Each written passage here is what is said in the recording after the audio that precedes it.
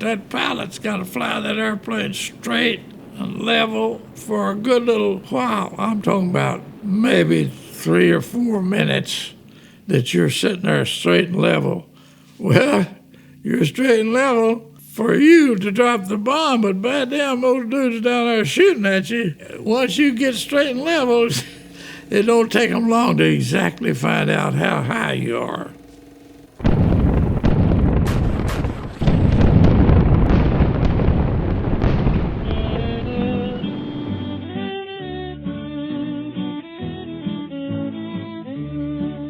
When the twilight shadows fall, many childhood voices call. Though much of the world had been at war since September of 1939, life in the United States continued mostly unhindered, isolated from the troubles of those overseas. As young people like Ralph Waldrop of Mayfield, Kentucky, pursued careers and education, there was an underlying feeling that the time of peace was about to run out. I was in Washington, D.C. as a student when Franklin Roosevelt, who was president at the time, declared a state of war exists between America and the Japanese. Well, I've always had a patriotic feeling for our flag and for our country, and always thought that I wanted to fly an airplane and just for the heck of it. And I don't know which was the greatest, but it certainly got me in the Air Force. In April of 1943, the U.S. Army Air Corps put Ralph through officer training. He emerged as a pilot in the 444th Squadron of the 340th Bomb Group, ready to bring the fight to Hitler's doorstep. I was coming back from Mississippi, and I had my uniform on and everything, and a real nice little lady came up and said, "Sir, can you tell me when the bus leaves for Mayfield?" So I looked up on the chart there, said, "We leave in 15 minutes, I think," is what I said. And she said, "You're a soldier, aren't you?" And I said, yeah, I am. And she said, "Well, your uniform looked like you were the bus driver." And so here I am, I had my wings on, I felt like a big dude. She thought I looked like a bus driver. At the end of my river of memory. I was in the Mediterranean. Cagliari is a city in Sardinia, which is an Italian island. It's hard to believe, but we had a runway wide enough for 4 airplanes to take off at the same time. And we did. And you say, "Ralph, why in the world would do that?" Well, you got your squadron in the air 4 times faster.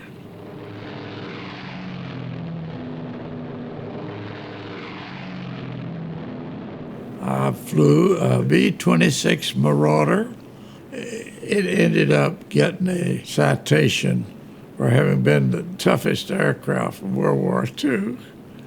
I don't know whether I had a part in getting a reputation or not, but anyway, it got that reputation. Our targets were railroad marshalling yards, fuel depots, and bridges. You don't think a lot about it, but if you're in a city that's on a river where there is a bridge, you knock that bridge out and man, you knock that town out of business. So many things that go in a town that are being put together. Bullets, bombs. If you hit a bridge, you make the enemy suffer.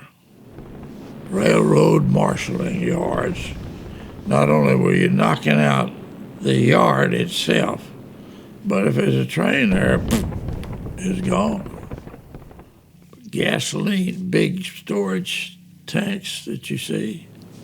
We bombed those things. Man, it was a hell of a fire, too. When you knew you hit the target. You also knew when you missed the target. When you were looking for just one little pinpoint thing like that, it takes a pretty damn good bombardier. Not only a bombardier, but that pilot's got to fly that airplane straight and level for a good little while. I'm talking about maybe 3 or 4 minutes that you're sitting there straight and level. Well, you're straight and level for you to drop the bomb, but bad damn those dudes down there shooting at you, once you get straight and level, it don't take them long to exactly find out how high you are. We used to say, ooh, that looked like a honeycomb down there. There's so many dang barrels looking up at you. That bullet has a elevation target on it. That bullet will explode. And here you are flying, and here's air things bursting all around you. Most of the time, that shell, it'll break up into pieces about that big. So you experience a lot of holes in the airplane. The most critical hole that I can tell you about is in our squadron, when you're in an airplane flying, I don't know whether you realize it or not, but everybody is sitting on a parachute. That parachute's already hooked up to their body. All they have to do is pull that ripcord. I had one guy wear a piece of flak about that big, came in a pilot's chamber, right between his legs. It missed his penis, but it hit the cord that you pulled to let the parachute loose. It didn't hurt anybody. It didn't hit him, but it sure was a hell of a story to tell. Yeah, I can remember it. It was a long time ago. But it wasn't me. Oh, my.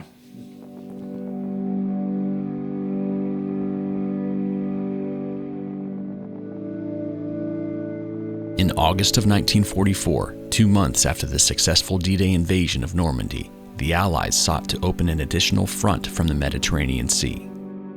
Known as Operation Dragoon, the invasion of southern France would apply further pressure to German forces and provide additional supply to the Allied troops making their way across Europe. That mission was flown early in the morning. In the water, they had big steel things just in the edge of the water. The Germans putting them down there. The object of having that steel there was we had men coming in boats.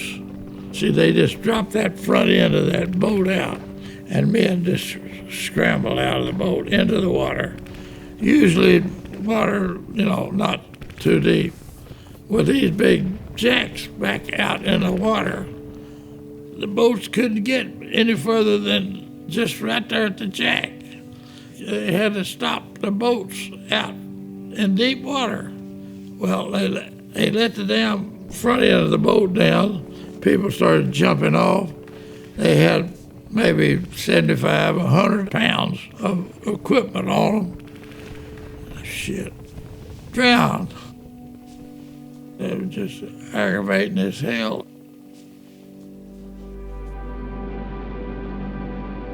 We bombed those, by the way. Bomb them and get them out of the way. That way a boat could go right into the beach.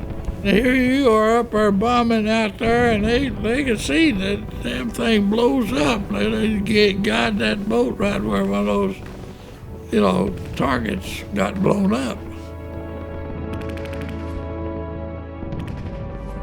With the coasts of Italy, Normandy, and southern France firmly under Allied control, and German forces on the run toward their homeland, it appeared victory was all but secured. But December of 1944 saw a rally of Hitler's forces like never before, encircling thousands of British and American troops in a cold, bitter conflict called the Battle of the Bulge. As the Allied forces found themselves surrounded and in desperate need of supplies, Ralph was pulled away from his B-26 bomber in favor of a C-47, a cargo plane purposed for bringing ammunition and gasoline to the embattled troops. I think I flew, seemed like in 45 missions, taking ammunition and gasoline to George S. Patton and the Battle of the Bulge. That was a difficult situation because when you're carrying ammunition to the troops 90% of the time are not fighting on the airport. They're not fighting on that airport. When you're carrying ammunition and gasoline, you land on a designated field where there's cattle. The thing about that was the people that were stationed close to the airport, when you're taking off and you see people here, not too far from the end of the runway, you call back as fast as you can because that close to the ground, a damn rifle or any kind of a soldier gun is dangerous. One of the times that I remember, we were taking sick and wounded to a hospital at Paris. And they just fill your airplane full of people, men that are injured on the stretcher. And I had already gone into the airplane and gone up to the pilot's position. And Harry came up, he was my co-pilot, he came up and said, "Ralph, I made a hell of a mess." And I said, "What's the matter?" He said, "I just said, as I was walking up between the two lines I just said, well, folks, sweat us out and we'll have you safe in just a little bit." And one fellow grabbed his hand by the hand and said, "Wait a minute, I don't want to sweat out anymore. If you don't think you can make it, I want you to get me out of here." And Harry came up there to me and said, "Ralph, you got to go back there and talk to that fella." I said, "See."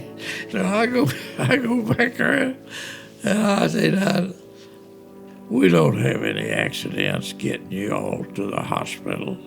If it hadn't happened thus far, you know dang well that you got good chances that it ain't gonna happen to us. But if you really feel unsure, I'll be glad to request that somebody come and take your place in my airplane." But he said, "Just go on. He said, forget about what I said." And when we landed back up there at the hospital, I came by him and he said, "Oh, thank you. And I said, "Well, I sure was glad to do it." You don't normally get a chance to have somebody tell you that, you know, and you're in a combat zone. That's one of my interesting experiences after having bombed the hell out of things with in a B-26, than to go back, fly, and pick up your own. I think every pilot that ever flew had interesting experiences in some way or another.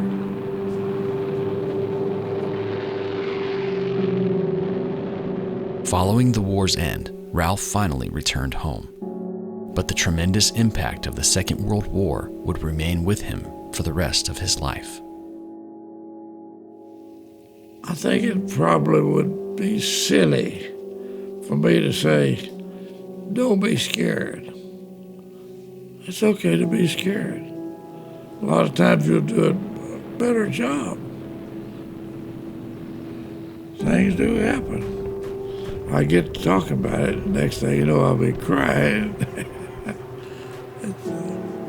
It's like, well, I don't want to talk about it like that, but you finally realize that you're wrong.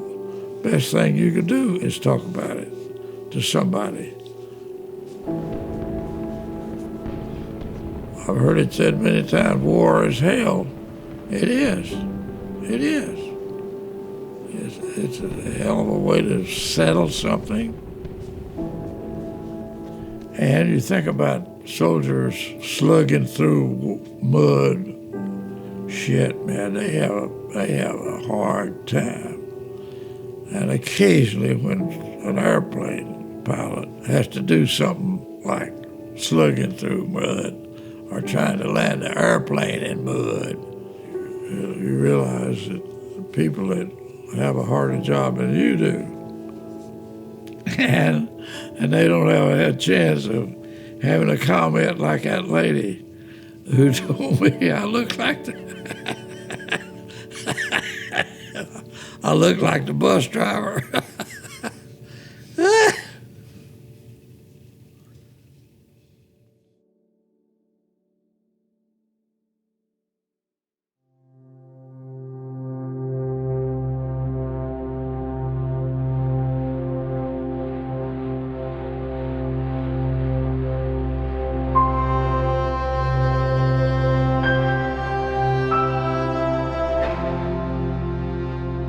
Hi everyone, I'm Josh from Memoirs of World War II, and I just want to say thank you for watching this episode. Our goal is to capture as many World War II veteran stories as we can from all over the world, but we can't do it alone. If you'd like to help us in this mission, consider supporting us through Patreon and check out our website, memoirsofworldwar2.com, for more information. If you haven't already, be sure to subscribe to our channel and click the notification bell so you don't miss a single episode. Again, we want to thank you for your support, and thanks for watching.